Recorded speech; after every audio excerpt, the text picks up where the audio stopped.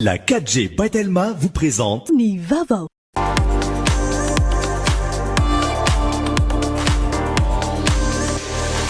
Luxor, le plaisir du confort. Nulchanao ni fampalalambavao.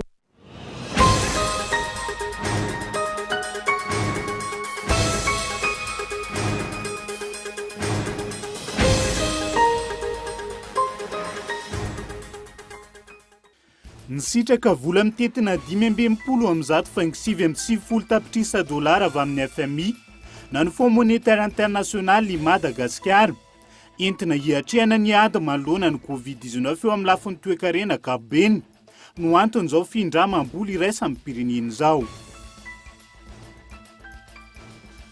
Manoloana ny fanapahan-kevitra goavana izay ho raisin'ny filohan'ny Repoblika mikasika ny toy ny fipetra ho raisiny eto Madagasikara.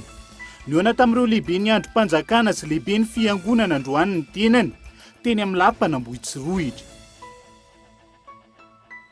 Nahitatra miponjavonjy maika i Arfinina Elisoa, mpanao gazety ao amin'ny gazety Valosoa araka ny valiny fampanoavana androany. Anatin'ny fotoana tsy voafaritra treto no hitazomana azy amponja eo am-piandrasana ny fotoam-pitsarana azy. Tsisy fiemorany indray ny fankalazana ny fetin'ny Pasika. Izay nitapaka farany taorian'ny feonany lehibe ny FFKM tamin'ny filohan'ny Repoblika ny maraina teo, sy taorian'ny fifampiresahana tamin'ireo lehibe ny fiangonana rehetra. Isy arak'izany ny fanompo-pivavahana arahina ao amin'ny fitalavam-pirenena sy radio-pirenena mandritra ny herinandro masina. Tafiakatra 500 ny maty vokatry ny Covid-19 any Frantsa, tany amin'ireo toeram-pitaizana azoky olona ny 400. Nanaraka ny toromarika ny Akademia Medisina ny antoerana manoloana io ny tale jeneraly ny fahasalamana ka isan'ny angatahana amin'ny rehetra arak'izany ny fitondrana ny tapimbava any Frantsa. Mpitandro ny filaminana manodidina ny 9 arak'izany no hanamafy ny fanaraha-maso mahakasika izay.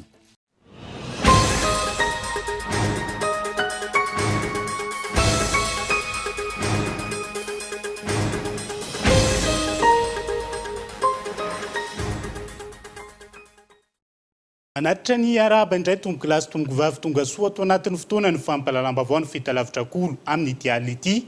Asaina mpanajana ihany koa ianao anaraka ny fampalalambavao hatramin'ny farany. Anokafana izany ny tombo iray ny voamarina fa mitondra ny valanaretina Covid-19 izay voalaza fa ka contact araka ny tatitra androany niakatra 270 arak'izany ny isan'ireo voamarina fa voan'ny coronavirus eto Madagasikara treto. Izay no fampitambavao avy amin'ny ivitoeram-pibaikona momba ny Covid-19 eny Ivato.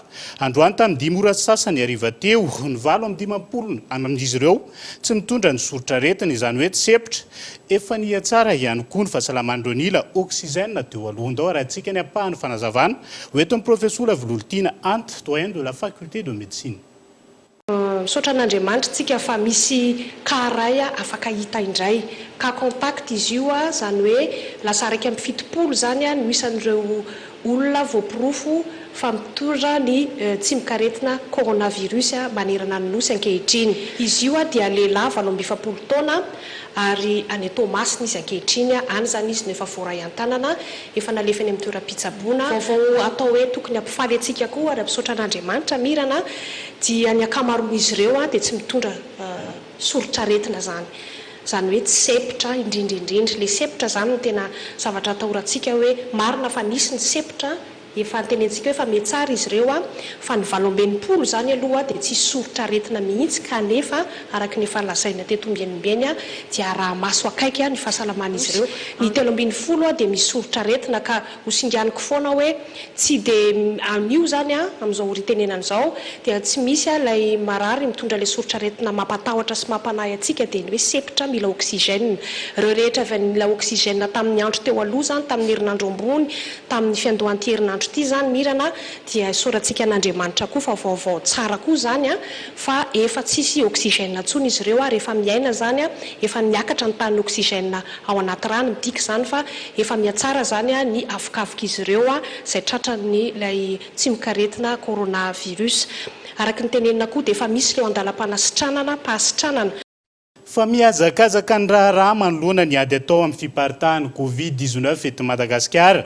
Tao anatin'ny fotoana fohy, ny tombo isy ireo nahitana ny tsimikaretina vokatra ny fifampikasoana tamin'ireo olona nitondra ny valanaretina na ilay antsoina hoe cas contact. Mipetraka ary tsy miova ny fepetra ara-pahasalamana ka tokony arahina ny tsakany sy andavany ahafahana mifeny valanaretina Gaëtan Andriansilavo.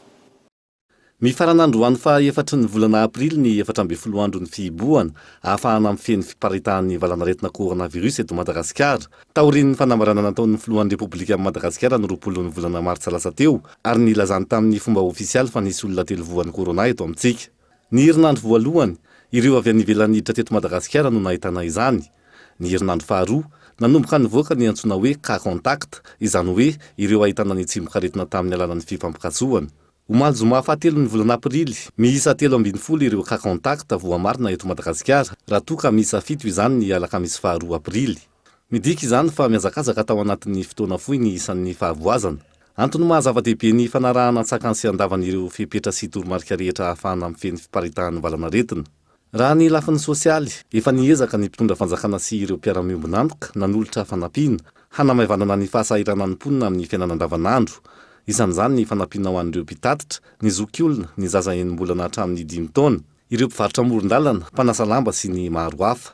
Fanamaivana ny vesatra isan-tokantrano, fa indrindra ho fanampiana ny tsirairay avy hanaraka ny fihibohana sy hiparitahan'ny valanaretina, na dia toa ny mifanohitra amin'izany aza no hita eny rehetra eny, indrindra tamin'ity herinandro faharoan'ny confinement ity. Lafy ny ara-toe-karena, fanankatonana orinasa anatin'ny fotoana tsy voafaritra, fampianana ny isan'ireo mpiasa ahafahana manaja ny service minimum tsy maintsy atao, fijanonana tanteraka ao an-trano sy ny maro hafa. Tranga izay niteraka fantiantoka amina milara maro vokatry ny fisian'ny coronavirus eto Madagasikara amin'izao fotoana. Mikaso ny ampaham-betsaka amin'ny fampidiram-bola manoloana ity valanaretina ity.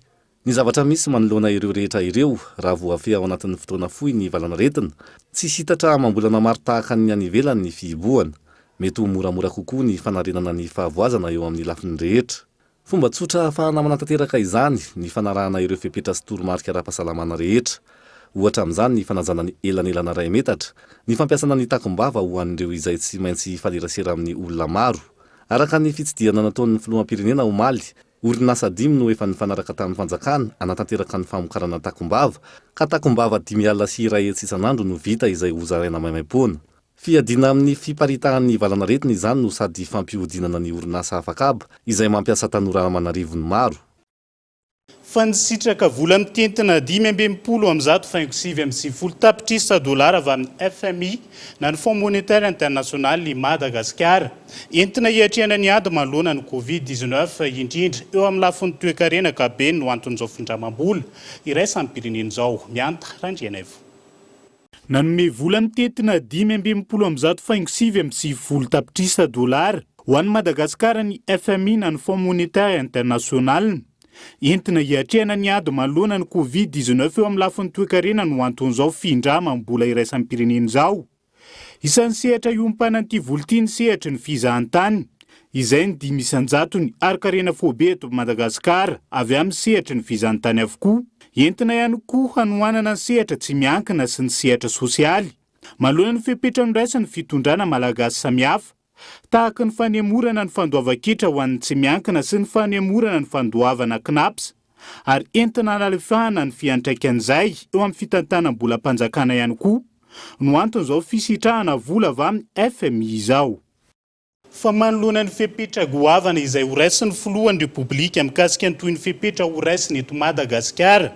Nihoana tamin'ireo lehibe ny androm-panjakana sy lehibe ny fiangonana androany ny teny amin'ny lapa-panjakana Ambohitsiroitra. Itoy sady sy ny fihibohana fanontaniana azahoan'ny malagasy valiny raha mpitso. Mialohan'izay, fionana maromaro no nototosain'ny filohan'ny Repoblika androany entina manapa-kevitra. Isan'ny niona tamin'ny filoha androany teny amin'ny lapana Ambohitsiroatra ny filohan'ny anteny Mirandoolona ho azy teboka maromaro no mila dinihana mialohan'ny andraisana fanapa-kevitra. Akany indrindra amin'ny évaluation ataon'ny teknisiana izay ihany hoe vampy ve ny atoko hoe singa afantarana lafiny ara-teknika singa hoe atraiza mety hoventsika atraiza ny mety atahorana. Izay ny manampy fanapa-kevitra ohatra izay ataony amin'ny faritra izy toerana inona inona mesure global, inona mesure spécifique. Izay nefa ho anay mpitantana zany le ohatra ny eo amin'ny Sénat tsy afaka tonga dia niolokevitra tovy an'izao fa tsy maintsy mahalala hoe aiza ho aiza ireo tsika zao nahita hoe telo dia fitopolo zao na fitopolo latsaka kely. Ahoana ny andraisana an'izay, ahoana ny interprétation an'izay, ahoana ny ikajiana an'izany ny zavatra hita sy ny mety zavatra hitranga rapitso. Zany zavatra ara-teknika zany mino ny fahaiza-manao ny fitondram-panjakana indrindra ireo teknisiana amin'izany ahafahany manapa-kevitra. Ho an'ny filohan'ny fiombonana fiangonana kristianina eto Madagasikara, nisy ny fakakevitra ary miankina betsaka amin'ny filan-kevitry minisitra izay notontosaina tao aorian'ny fionan'ny filohan'ny repoblika Andry Rajoelina tamin'ireo lehiben'ny androm-panjakana 4 sy ireo lehiben'ny fiangonana izany. Tao aorian'ny fionana moa no nanatanteraka ny filan-kevitry minisitra ny governemanta niarahana tamin'ny filohan'ny repoblika. Fa tsy isy fihemorana indray ny fankalazana ny fetin'ny Paska. Izay no tapaka farany taorian'ny fiona lehibe ny FFKM tamin'ny filohan'ny repoblika ny maraina teo sy taorian'ny fifampiresahana tamin'ireo lehibe ny fiangonana rehetra. Isy arak'izany ny fanompo-pivavahana ray no amin'ny fitalafi-pirenena sy radio-pirenena mandritra ny herinandro masina misy elarana jaona. Tsy emotra ny fankalazana ny fetin'ny Paska izay raha nambaran'ny filohan'ny fiombonan'ny fiangonana kristianina eto Madagasikara androany. Zaho manokana moaly dia efa nilaza tamin'ny fampahalalam-baovao rehetra hoe azo emotra ny Paska. Fa rehefa nifanaraka izay rehetra teo tsy emotra ny Paska fa hitady ny fomba azahoana mankalaza azy anehoana fa velona Jesosy, nitsangana Jesosy ary amin'izay fomba lazain'ny filan-kevitry ny minisitra fa azo tanterahana dia ho tanterahana izany. Isarak'izany ny lamina izay ho apetraky ny fiangonana tsirairay amin'ny fandefasana fotoam-bavaka mandritry ny herinandro masina. Akina amin'izay ho ambaran'ny filan-kevitry ny minisitra no ahafahana manatanteraka azy fa ny azoko lazaina sahady efa nahazo fankataovana avy amin'ny filoham-pirenena dia hampiasa malalaka ny radio nasionaly sy ny televiziona malagasy hiteny isan'andro amin'ny alalan'ny fiaraha-mivavaka koa izahay fiangonana. Isaky ny amin'ny 2000 zany dia hamoaka ny radio nasionaly sy ny televiziona malagasy ary irinay ianareo radio sy televiziona rehetra hifarimbona amin'izany amin'ny fahaizanareo miara-manonja. Ratsahivina manomboka rahampitso alahady 5 aprily 2024 ny herinandro masina raha toka ny 12 aprily izao ny andron'ny Paska. Fa mitoy mandritra ny 15 andro eto amin'ny tany repoblika ny Madagasikara ny fahamehana ara-pahasalamana. Izay raha nitatitra ny filan-kevitra minisitra ny tontosaina androany tetsy amin'ny lampana Ambohitsirohitra andao araitsika ny Antsiprianjay. Araky ny didim-panjakana laharana fa 2024 tsipika 73 ny 4 aprily 2024 taorian'ny fakakevitra nataon'ny filohan'ny pirenena amin'ireo filohana androm-panjakana 3 eto amin'ny firenena ny filohan'ny antenimera-pirenena, ny filohan'ny antenimera-ndoholona ary ny filohan'ny fitsarana avo momba ny lalam-panorenana dia mipetraka eto amin'ny tany repoblikan'ny Madagasikara ny fahamehana ara-pahasalamana na ny état d'urgence sanitaire manomboka androany 4 aprily 2024 ary miatra avy hatrany izany araka izay didim-panjakana izay arak'izany dia mitohy mandritry ny 12 andro eto amin'ny tany repoblikan'ny Madagasikara manomboka amin'ny fotoana nivoahan'ny didim-panjakana ny fahamehana ara-pahasalamana noho ny antony ara-pahasalamana noho ny fisian'ny toe-javatra goavana mampisahotaka ny fiainam-bahoaka mba hampizotra ara-dalàna ny asan'ireo fahefam-panjakana araka ny didim-panjakana laharana fa 2024 tsipika 553 tamin'ny 1 martsa 2024. Ity didim-panjakana ity dia mitarika ny fampiarana ireo fepetra rehetra voafatry ny fehezan-dalàna mahakasika ny vanim-potoana manokana na ny situation d'exception mametra ny atao hoe fahamehana. Ho fampiarana ny 9/12 amin'ny lalàna fa 1/20 tsipika aotra 1/12 tamin'ny 12 jolay 1/7 mikasika ny vanim-potoana manokana izay mamaritra ny fahefan'ny filohan'ny pirenena amin'ny fampiarana ny fanaraha-maso ny fivezivezin'ny olona sy ny fiara, ny fanaraha-maso ny famatsiana rehetra ary ny fanaraha-maso ny fitaovam-piadiana dia natolotra ny praiminisitra ny fanatanterahana izany. Izay raha ny vokatry ny filan-kevitry ny minisitra izay notontosaina androany tetsy amin'ny lampana Ambohitsirohitra. fa ho fantarina raha mipitso kosa ny mahakasika ny fihiboana ny trano mandritra ny valandresaka izay ho tanterahan'ny voalohan'ny repoblika raha toka hitoy na hiato ny confinement sy ny hoe toerana aizavy no hiaran'izay fa mpandeha miisa 700 no nanainga ny vato tokony tamin'ny fitora riva teo hiazo an'ny Frantsa toy ny fampodiana ny teratany frantsay eropeanina sy malagasy miasa simonina ny Frantsa ity sidina natao androany ity fiaramanidina vidana tsy nisy olona avy any Frantsa moa no tonga teto Madagasikara naka ireo mpandeha ireo mianta Randrianaivo. Io atoandro io no nigadina teto Madagasikara ilay fiaramanidina Boeing 777-300 ER mazaka hatramin'ny mpandeha 500 sy 500 avy any Frantsa tonga naka ireo teratany frantsay, eropeanina sy malagasy miasa sy monina ny Frantsa hody any an-toerana. Misa 700 ireo nalaina androany ireo. Tahaka ny fepetrana kanany andiany teo aloha no nitotosaina androany. Vita tanteraka izany hoe tsy nisy mpandeha avy any ivelany io fiaramanidina tonga teto Madagasikara io ary tamin'ny 7 ariva teo kosa no nanainga ny sidina hiazo any Frantsa. Raha ny fanazavany mpandeha teny an-toerana, niakatra noho ny sarany tapakila teo aloha, ny tapakila amin'izao sidin'izao, izany hoe raha nandina ny 600 euro ny tana Paris tany aloha, niakatra mandina ny 800 euro ankehitriny. Nisy ny fisoratana anaran'ireo mpandeha teny amin'ny masoivony Frantsa eny herinandro mialohan'izao sidin'izao. Tsy ahivina, fepetra maro no arana tamin'ny fidiran'ny fiaramanidina teto Madagasikara. Isan'ny tsy fahafahan'ireo mpanamory sy ny ekipa ny mivoaka ny fiaramanidina. Manoloana ny fianaka ny valinaretina Covid-19 hatrany manomboka misedra olana ny orinasa afakaby eto Madagasikara. Rehefa nroso amin'ny fampiatoana mandritra ny fotoana tsy voafaritra ny mpiasa na ny chômage teknika ny ankamarony. Ho tapitra amin'ity volana ity ny komandy ho an'ny orinasa afakaby eny Andraharo nanaovana fanadihadiana.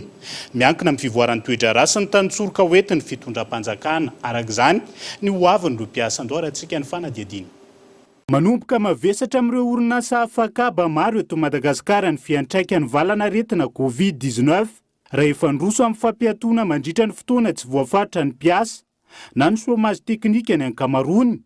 Ho tapitra amin'ity volana ity ny komandy ho an'ny orinasa afakaba eny Andraharo nanaovana fanadihadiana. Nambola mihodina azy ny orinasa amin'izao fotoana izao. Miankina amin'ny fivoaran'ny toedrara sy ny tanotsoroka hoentin'ny fitondram-panjakana ny fihodinany orinasa amin'ny ankapobeny. Andefasana entana nanafoana ny komandany satria ny client anay any ivelany iara mahafantatra ny zava-misy any ivelany, iara mahafantatra ny toedrara any ivelany, zareo koa sahirana lavitra noho isika. Donc nisy nanafoana, nisy nanena fa niezaka arak'izay azo atao aloha eo koa ny négociation irahana au moins aloha amin'ity volana avril ity zay mbola misy asa azo atao. Mandidina ny 3 arivony mpiasa ho an'ity orinasa afakaby eto Andraharo nanaovana fanadihadiana ity. Manomboka miantraika mivantana ny mpiasa ihany koa ny fianaka ny valanaretina Covid-19. Isan'ny olana goavana ny lafin'ny fitaterana nanomboka ny fotoana namerana ny fifamezivezena. Eo ihany koa ny tahotra amin'ny fampitsaharana amin'ny asa mandritra ny fotoana tsy voafaritra sy ny mety ho fahaverezana azy. Transport ny problème anay zany. Satria ohatranay zao nandorana fotsiny mody mandeha manentsy asa aty. Izay le problème anay zany zao. Diso reraka loatra le vatana amin'ilay mandeha tongotra amin'izay. Dia eo no olana anay zany. Tsy hay hoe tratra ve le asa sa tsy tratra. Io masy misy daty hoe amin'izao ny ilan'ny client io commande io. Nefa raha sy tratra amin'iny dia sy raisiny soa na raisiny fa raisiny mety andidy mora dia perte ny orinasa dia raha manao ohatran'izay foana dia mety eny atahoranay tompo. Ohatranay aloha vahiny eto Antananarivo dia sy maintsy moa dia ambanivohitra zany mamboly raha ohatra tsisy ny asa zany ny atao ety. Mihazakazaka arak'izany ny fitadiava mba olana ahafahana mampihodina ny sehatra asa maro eto Madagasikara na dia eo aza ny valanaretina Covid-19. Ny tafa mivantana tamin'ny tompon'andraikitry ny orinasa eto Andraharo ohatra androany ny Ministeran'ny Asa sy ny Lalàna Sosialy ary ny Ministeran'ny Vatra sy ny Indostria. Ankoatra ny fampahafantarana ny fepetra efa nondraisin'ny fanjakana toy ny fanalefahana raketra, nisy ny hetsika manokana ho fitsinjovana ny mpiasa. Izany hoe entina aty amin'ny toeram-piasana le vary. Izany hoe le grossiste zany to dia milivrer an'le vary aty amin'ny toeram-piasana fa ny aty amin'ny toeram-piasana no mandrindra ny fitsinjarana an'izay amin'ny vidiny apetraka ry zareo ary isorana moa ny orinasa eto zany efa metraka an'izay amin'ny vidiny mirary. Izay le fitsinjovana sady mitsinjo sika ny sehatra tsy miankina amin'ny olona mpitsaha-mpanjara vary, mitsinjo ihany koa mpiasa eto amin'ny toeram-piasana ary mitsinjo le mpampiasa ihany koa anatin'izay ezaka izay. Ho an'ny faritra Analamanga, manodidina ny 5,700 mpiasa no miasa amin'ny orinasa Fakaba manara-drafitra, indrindra ny sehatra ny fanodinana lamba. Miandrandra vahaolana matipaika arak'izany ireo mpiasa manaliny ahafahana manatsara ny vahifaminvidiny isan-tokantrano ho fiatrehana ny valana retina. Fomba vao hafa tanteraka kosa indray, nahiditra amponjavonjo maika Arifina Elisoa, mpanao gazety ao amin'ny gazety Valosoa, araka ny fampanohavana androany anatin'ny fotoana tsy voafatra hatreto no hitazomana azy amponja eo am-piandrasana amin'ny fotoam-pitsarana fanadidina. Io maraina io no totosan'ny fampanohavana ny Arifina Elisoa, mpanao gazety eo amin'ny gazety Valosoa. Araka ny fanapa-kevitra ny fampanohavana androany, nahiditra amponjavonjo maika ity mpanao gazety ity. Anatin'ny fotoana tsy mbola voafatra mazava no hitanana azy mandra-pahatonga ny fotoana ny fitsarana ny tenany. Isan'ny rarana azo ny fitorinany mikasika ny fanalambaraka amin'ny alalan'ny cybercriminalité, faniratsirana ny filoham-pirenena. Tena toerana nanatrika ny fampanohavana androany raha tsy ahivina ny teo anivony ho lavitry ny mpanao gazety sy ny maro hafa. Fananome fanampindro marefo ara-pivelomana amin'izao fiatrehana ny Covid-19 izao ny Rotary Club Antananarivo sy Rotary Club Ivato. Androany no natolotra teny amin'ny commune Antananarivo renivohitra ny ampahany voalohany amin'izany vary, legioma sy kojakoja ilaina amin'ny andavanandro no fanampiana nomena izy ireo. Mianta Randrianevo. Karazan-tsakafo sy entana ilaina amin'ny andavanandro. Androany nanolotra fanampiana ireo sahirana ara-pivelomana vokatry ny valanaretina coronavirus ny Rotary Club Antananarivo sy Rotary Club Ivato. Andiam voalohany izao natolotra teny amin'ny commune renivohitra Antananarivo izao, izay ity farany no hitantana ny fitsinjarana azy. Ambinifolo ny isanay dia nanapa-kevitra izay irahina hanampy ireo olona tsy manam-pialofana izay fanampian'ny commune urbaine Antananarivo. Ny fanampian'ny Rotary Antananarivo sy Ivato dia efa hatramin'izay izay nanampy ny commune urbaine Antananarivo foana. Dia ny nampianay zany resaka voamaina, siramamy, atody, menaka, radio inondry zareo vaovao zany satria ilay izy ao anatin'ny izao toetrandro koa izy koa ilay fanabeazana koa zany tianay ampitaina. Dia koso azazakely dia kitay satria ilay sakafo amena fa andrahoany an'ilay izy koa zany izy mila ilay kitay anaovany anazy. Tafiditra anatin'ny asa soto ny sain'ny Rotary Club izao hetsika izao. Fianakaviana maro no hisitraka izany. Fa misy lista zany nomeny mairie ny Antananarivo dia izay no lalainay zany no nafahanay safidy amin'ireto. Izy zany misy an'ilay centre anankiroa mantsy no misy andry zareo 800 sy 200 000 personnes zany ny olona tsy manan-kelofana amin'ireto fanampiana reto. Araka izany ny herinandro ho avy izao no anatotosana ny fanolorana ny andiany faharoa amin'ireto fanampiana ireto. Isento kely ao anatin'ny dokam-barotra isika izao, aorian'izay no ahitanao ny fanadihadiana mahakasika ny toy ny fizarana, ny fanampiana avy amin'ny filoha, andro mpampanofatina sy ny maresaka iraisan'ny pirenena. Mandrapitafa vetivety ary.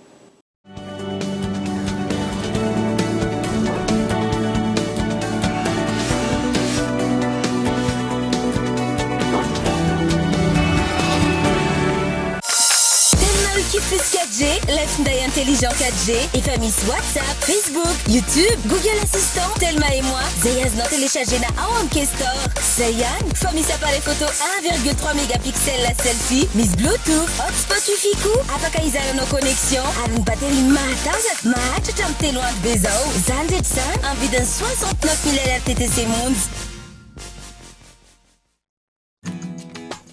Fepetra iarovana amin'ny coronavirus. Mijanona ao an-trano, mampiasa mouchoir à jeter ary tonga dia ario anaty fako izany rehefa avy nampiasaina. Rehefa mifampiarahaba, fadio ny mifanoroka na mifandray tanana. Manasa tanana matetika amin'ny rano-savony na amin'ny gel hydroalcoolique. rehefa mievina na mikoaka dia ao amin'ny ati-tanana ihany fa dio ny mandreoaka na mandrora amin'ny tany asio elanelan'ny 2 metatra aminao sy ny olona miresaka aminao alaviro ny coronavirus arao ny fepetra Cool TV FM miaraka aminao.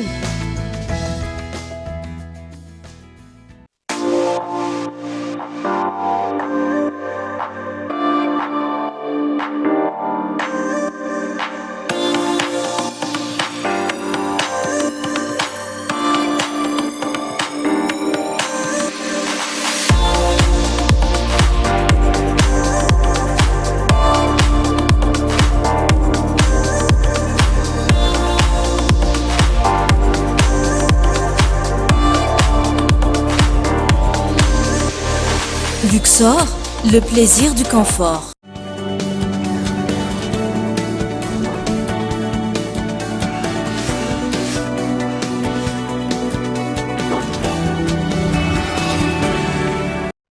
Anohizana ny fampalalamba avao amin'ity ality efa misy ny lahy manapetraka amin'ny fizarana ny fanampiana na ampanantenen'ny filohan'ny repoblika ho an'ireo sokajon'olona tsy miasa vokatry ny fisian'ny valinaretina Covid-19 eto Madagasikara. Azo zany avokoa ireo sokajy rehetra raha ny fanazavana azo teo anivon'ny commune Antananarivo renivohitra Androany Michel Aranajon. Raha ny fanadihadiana natao raha toka efa mahazo ny fanampiana nomeny ny fitondram-panjakana ireo sokajin'olona tsy miasa vokatry ny fisian'ny valanaretina Covid-19 olana vitsivitsy no misy ho an'ireo mpamanofa fafinaretana. Ity zany tezany zavatra tsy nazava taminay anankifito ny organisation misahana mizoan'ireo mpamanofa fafinaretana. Rehefa nampanatsony izahay teny amin'ny lapan'ny tanàna nampanatsony fitondram-panjakana dia tonga teny izahay nandrososikevitra maro. Rehefa tonga teny izahay anankifito reo dia namena andraikitra tsirairay hoe ny partia avaty aminay ohatra mandray any andosipatrana andosibe sy ny manodidina ho an'ireo mpamanofa fafinaretana dia ohatr'izay tsirairay zany ireo fikambanan'ireo.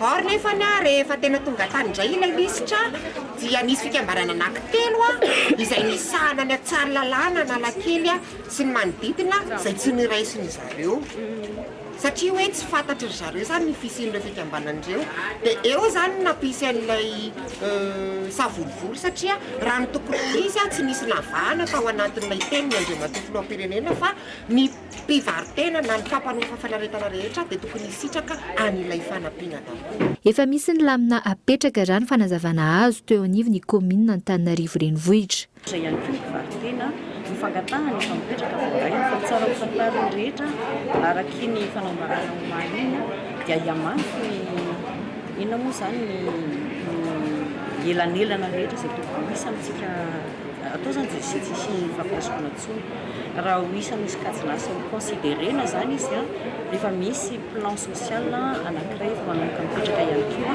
izay tsy fandraisana intsony mihitsy amin'izao zany hoe tsy misy vondron'olona intsony zany matambatra amin'ny toerana raisy ohatran'izany miandry arak'izay izy raha mbola na izy mipetraka eto Antananarivo dia miandry arak'izay izy ny zavatra mipetraka ho azy zany dia izy tsy misy hoe mpivarotena na tsy mpivarotena na mpivavaka na tsy alina tsy izay le izy fa isaky ny fokotany isaky ny raha miaina ao anatin'ny 2 amby 10 fokotany izy raha tsy hoe olona vanivady ohatra mivarotana tiana izay fotsiny fa raha mbola ao anaty fokotany izy no jerena arak'izay.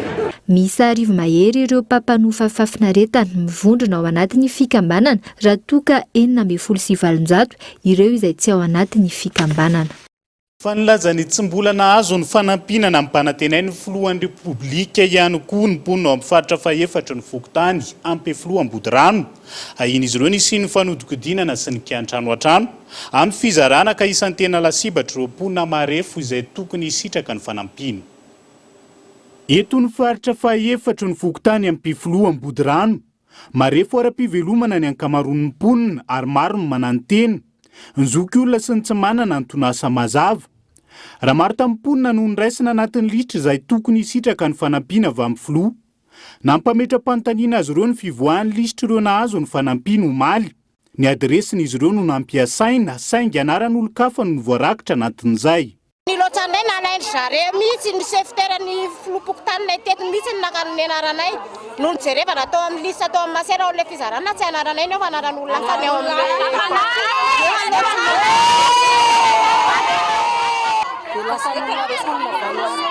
manala daholo ny tafiditra fa ny olona tato amin'ny secteur 4 tsisy tafiditra fa nisy fitenenana hoe nareo tapitra ny foanana ny secteur 4 satria le olona tafatsofoka tao olona ivelany fokotafo secteur 4 olona manala ny tafatsofoka tao.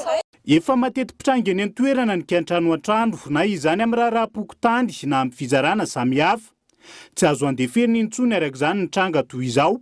Ka niezaky ny nangata-panazavana tamin'ny tompon'andraikitry ny faritra fa 4 voalaza ho tompon'antoka amin'ny fanodikodinana ny mponina toy ny mahazatra mahatsiaro voarirarira trano ro mponina ary miantso fandraisana andraikitra. Zareo samy lehibe eo ihany no mahazo an'ilay fanampiana nefa eto amin'ity fokotaninay ity misy ny tena sahirana. Dia izany zany mahatonga anay manao izao fitarainana izao satria tena efa miantso aminay vahoaka le anohanana. Dia manao izao tady izao zay any amin'ny fanjakana hoe jereo manokana re ty fokotany apefilo ambody rano fa misy ny trano an-trano ka mananteny izahay fa isy ny fandaminana matipaika avy any aminareo ka etefa aminay vahoaka ny fanampiana izay avy any amin'ny fanjakana. Andrasana araka izany ny fandraisana ny tanana momba izay hoy ny mponina Befilo ambody rano. Namafisina izy ireo fa tsy azo ekeny ary tsy tokony andeferany izay tompon'antoka amin'ny fanodikodinana ny fanampiana natolotra ny filohan'ny Repoblika ho an'ny vahoaka malagasy hiatrehana ny valanaretina, ny vahoaka izay efa miaina anatin'ny fasahirana nalalina. Fa misedra olana maro indrindra amin'ny lafiny ara-tsakafo ny mpianatra eny Ankatso voatery mijanona eto Antananarivo amin'izao fotoana izao. Manoloana io nanolotra fanampiana toy ny vary sy ny menaka ny congrégation indien eto Madagasikara. Tanjona ny fiaraha-misy salao ho fifanohanana amin'izao fiatrehana ny Covid-19 izao miantarandrianaivo. Fanampiana zany hita iara-mahita le izy fa sarotra ny fotoana amin'izao fotoana izao dia misy mba anjara fandraisanay anjara zany ny congrégation indienne eto Madagasikara manolotra vary 100 kitapo sy manolotra menaka 3000 bouteilles ho an'ny université ny Madagasikara mba hitonany zanatsika zany izay miaratra tao amin'ny université resaka fanampiana izy io mba andalovana amin'ny fotoan-tsarotra. Izay zany antontinay androany. Araka izany nanome fanampiana ny mpianatra Ankatso ny congrégation indien eto Madagasikara. Ao ihany koa ny fikambanana zanatany malagasy sy ny maro hafa. Noho ny olana iainan'ireo mpianatra eny amin'ny université an'Antananarivo tsy maintsy mijanona eto Antananarivo amin'izao ady manoloana ny Covid-19 izao no nanomezana ny fanampiana ny fanazavana.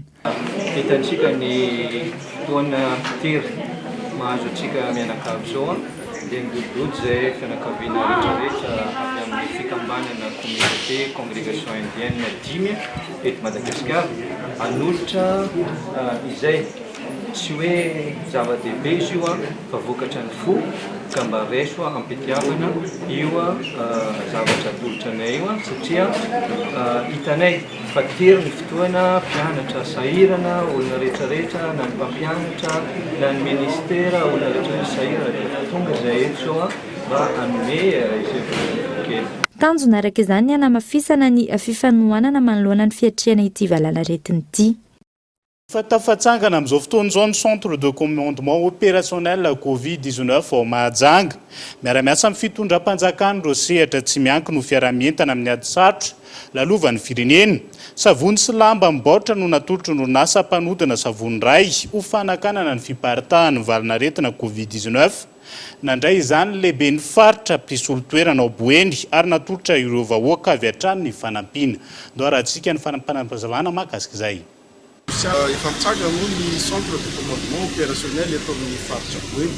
Reto savony reto zany zao dia ny au niveau ny centre de commandement opérationnel Boeny no andrindra ary koa ametraka hoe aiza no anaterana amin'ireo savony ireo ary toerana aiza ny ampiasana azy ary isorana betsaka moa zany ry zareo mbola aneo izay fahavononana izay hoe misy ny fahataperan'ireo mbola vonona trano zareo ny fanometanana zany amintsika eto amin'ny mponiny faritra Boeny ary bidabida amin'ny fitondram-panjakana ity fotony zany amin'ny fanomezana ireo fitaovana entina nasana tanana zany ka io zany tsara marihana ihany koa zany ho an'ny namana rehetrarehetra izay vonona ny fanometanana fa misokatra ny fanomezan-tanana zany eo amin'ny centre opérationnel centre de commandement opérationnel.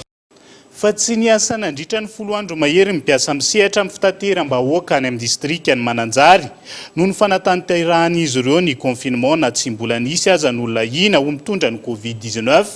Misedra olana manoloan'izany izy ireo, isan'izany eo amin'ny toby fiantsonan'ny fiara ao Ambatolampy Mananjary, anampiana azy ireo nisy ny fanampiana nomeny ny solombavambahoaka ny Mananjary fanampanazavana. Mahavoakasika ny mpitatitra nasionaly mampitoy an'Antananarivo sy Mananjary sy ny mpitatitra régional rehetra. Voakasika ao anatin'ity fagnampiana ty avokoa ny mpamatotra-entana, ny mpagnera, ny mpiasa birao ary ny chauffeur. Ho fiarovako anareo sy noho ny fitiavako anareo rehefa nagnambara ny filohan'ny Repoblika fa confinement total Antananarivo dia ny safidy ny sy hidina any Mananjary ao mba ho fiarovana ny vahoaka. Isika Mananjary sy indraindray dia magnamaivagna ny ty aretina ty ka misy ny milaza ny sasany fa hoe sy mandaitra amintsika io hoe sisy olona maty sy amin'androny sy aretim-bazaha io hoe sy marina zany. Mandripak'olo maro maneran-tany ty aretina ty ka aleo sika hitandra. Fa nahitana fidinana hatramin'ny 2 ariary ny kilao ny akoho fakananofo amin'ny tsena maro eto Andrenivohitra. Ho fanafainganana ny famarotana ny entana no antony fampidirana ny sarany raha ny fanadihadiana natao teny amin'ny tsena ny Besarety. Mangina ankilany tsena noho ny tsy fampihany fa efa mividiny isan'ny tokantrano fanadihadiana. Raha nanodidina ny 2,1 ariary ny kilao ny akoho fakananofo hatray. Mpivarotra maro no mandevy zany hatramin'ny 2 ariary nanomboka ny fotoana namerana ny fahafahana mivarotra hatramin'ny 12 ratoandro. Le mahatonga anazy midina zany le akoho tsy lany amin'ny 12 zany mihitsy. Le akoho koa nefa mitsoroko aminao fa raha vao miditra frizidera le izy dia tsy tenin'ny olona. Manaraka zany ianao vao amin'ny 12 dia efa mampiomana amin'ny polisy eto. Dia efa mitataina be zay dia izay olona miteny dia mamono atoka mihitsy zay amin'ilay akoho hoe raha tokony any amin'ny prix-na 60 000 le izy dia izay miteny ataovy royal dia tonga dia efa alefa. Na eo aza ny fampidinana hatramin'ny 2 ariary ny kilao ny akoho fakananofo, mangina ny tsena raha ny vitaraina ny mpivarotra. Tsy maraka intsony fa efa mividy ho ireo mpiantsena nanaovana fanadihadiana ka voatery ny lanja no hoaheny. Zavatra kely fotsiny rehefa zarava mihinana sisa zao. Zavatra kely zay mba tenenina. Sasakilao zao any olona mianaka izay. Atao arivo zaka tonga dia mety tsena zao satria tsy afaka mivoaka intsony rehefa io. Izay ihany sasany ihany mitondra sy alina ka. Mijaly malagasy mila miasa izy dia mila mandray vola dia mila fanampiana foana ny olona zany zao. Any amin'ny legioma sisa araka izany no mihazakazaka ny ankamaroany ny tokantrano malagasy. Raha nidangana ny vidiny nanomboka ny fotoana nirosona tamin'ny fihibohana, nahitana fidinana zany noho ny fahafahany vokatra amin'ny famezivezy malalaka. Maro araka izany no manjifa ary manangona ny legioma. Legioma tena mandeha zany dia ovy, karoty ilay zavatra avy tehiriziny ireny. Tsy hoe voatavo, haricots, courgette, concombre. Vidy betsaka izy dia tehirizina satria ireny mety tehirizina tsiny. An-tokantrano ireny mividy 1 kilao ray sasany fa izy miantsena isan'andro ela aloha zareo hoe mihinana legioma hono amin'izao zany miaro amin'ilay valana aretina dia misy mandraindray izy zao. Tena betraka mpividy zao ny voatavo, ny karoty, ny ovy, ilay zavatra mavomavo ireny zany tena be mpividy. Na ny mpividy hena na ny mpanjifa ireo karazana legioma samihafa, samy mampiatra ny politika ny fitsitsiana ny isan'ny tokantrano ankehitriny ka ny fitsinjovana ny ampitso no mbahana ankoatra ny fa efa mividy. Dia izay ihany koa no entina miampita amin'ny maresaka iraisan'ny pirenena. Tafiakatra 509 ny maty vokatry ny Covid-19 any Frantsa amin'izao fotoan'izao. Tany amin'ireo toeram-pitazana zoky olona ny 409. Nanaraka ny torohevitry ny Akademia de Médecine ny antoerana manoloana io ny tale jenerala ny fahasalamana ka isan'ny angatana amin'ny rehetra araka izany ny fitondrana ny tapimbava any Frantsa. Mpitandro ny filaminana manodidina ny 9 araka izany no hanamafy ny fanaramaso mahakasika izay. C'est un triste record depuis le début de la crise. Valom-valopolo sy dimanjato indray no maty vokatra ny valinaretina Covid-19 any Frantsa omaly. Tafiakatra 10,700 arak'izany maty any amin'ny toerany. Ka isan'ny nampiakatra anisan'ny maty ny antotanisa voaray avy any amin'ireo toeram-pitazaina zoky olona. Nahitana fidinana ankilan'ny olona nahiditra hopitaly nandritra ny herinandro. Tsy mitsahatra ny manentana ny Frantsay hijanona any an-tranony arak'izany ny fitondram-panjakana. Na dia eo aza ny fanombohan'ny fialan-tsasatra ny Pasika. Na mafisina arak'izany ny fanaraha-maso ka mpitandro ny filaminana manodidina ny 9 alina sy 1 hetsy no voahetsika. Isan'ny nahitana fikorontanana ihany koa ny lafo ny fampianarana any an-toerana. Nofoanana ohatra ny fanadina mpanjakana bakaloria. Ny naoty nandritra ny taom-pianarana arak'izany no kajiana ijereny izay azo ny mari-pahaizana ho an'ny fanadina mpanjakana bakaloria any Frantsa amin'izao fotoana izao. Le diplôme sera remis en fonction des notes accumulées pendant l'année, c'est-à-dire en contrôle continu. Dia izay ny koa tomboko lasy tomboko vavy nentina nankatona ny fampalalam-baovao tamin'ity alina ity. Ankasitrahana fanafeno ny fanarana zany hatramin'ny farany. Ny sampana fampalalam-baovao dia manome fotoananao raha mipitso amin'ny ora mahazatra. Tena kosa mametraka ny veloma mandra-pitafa veloma tomboko.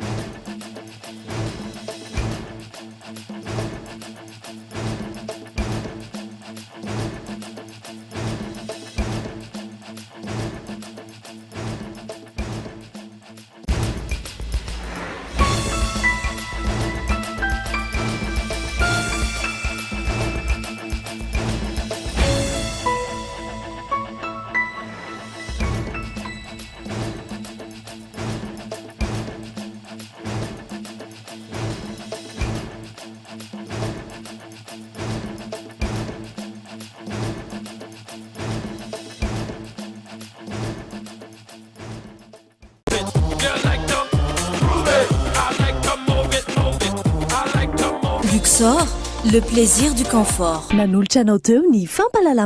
La 4G by Telma vous a présenté Ni Vavao.